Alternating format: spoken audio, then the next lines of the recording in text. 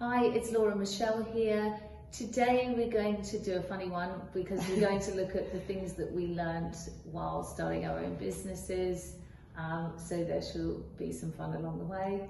I'm trying to keep a straight face because we often talk about these days, but anyway, yeah, sorry. So what do you think? What are the big lessons that you learned? Oh man, it was crazy for me because I had worked like you in that corporate structure where you take so many things for granted, and there are other people that support you, and all of a sudden now you put all those 25 hats on and you think, all right, so I now need to become brilliant at social media. I need to become brilliant at running the back end of my business. I need to become good at everything whilst I'm building this career. I'm building awareness. I'm building my clients, and so many people try and give you input, which is amazing, but it becomes so overwhelming, and it's like so many things that you need to think about.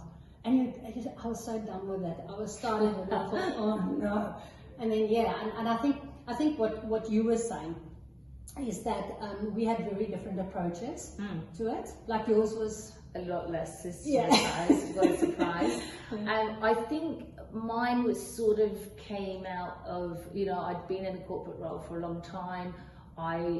It was time for a change. I think I was so sort of, by the end of that time, I couldn't think clearly. So I had quite a long notice period, but I couldn't think clearly about what I wanted to do. And I think all you can sort of think about is what you don't want to do, not about what you actually want to do. So I think that, and if I look back and reflect, I think that it was, there wasn't enough time spent on looking at the business model of what I wanted to offer and how I was going to go about that, and just that kind of really thinking it through. It was more quick to action, and I think that's what I learned from you, is that hold your horses. How do you sort of test that out so that you feel confident and that you've really got a clear mindset about what you want to achieve? I think that also came over time, because if you think about it, you don't know what you don't know. So for me, I had to get there. I feel safe, as you know, when I've got a good plan and a good structure. And I think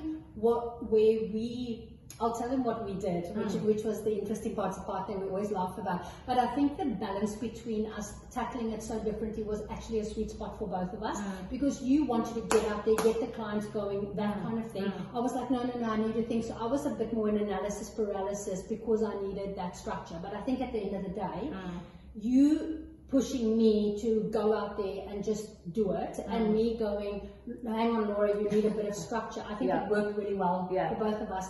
So I'll just explain what we did. So we used to meet because I said to Laura something that was really hard for me, is that I felt really lonely because you were so excited about this new baby of yours, and then no one wants to know about it. It's not because you sit at a coffee shop and they go, so how are you going? And then you talk, and then you think, oh, I'm completely over talking this.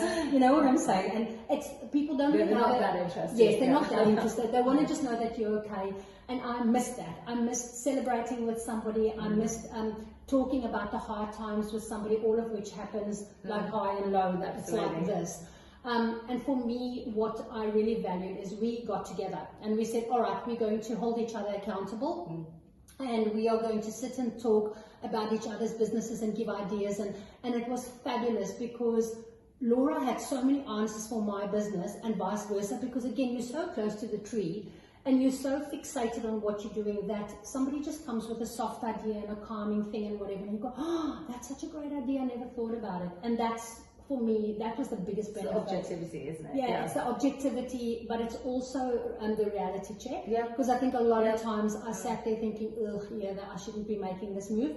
And it's not our style to say that to each other, but we gave each other enough provocation, I think, just to get those juices flowing. Because I didn't want to tell you what to do with your business. I trusted you to know what you needed to do, but you said to me, at any point in time, tell me whether this is good or not. When you're starting your own business, your brain plays tricks with you, and so it's having an opportunity to get those thoughts out, because if you don't, they fester and then they become consuming. So it's an opportunity to talk those things through, but then also to get onto action and to look at. So what we would do is say, okay, these are the things that I want to do this week, this is what I'm looking to achieve. And then I knew we would come back and talk about them, and just pride means that you want to have done those things. So I think it is that bit. It's almost like, I suppose, like a traditional coach, isn't it? Where it's not them setting the agenda, you're setting the agenda of what you want to do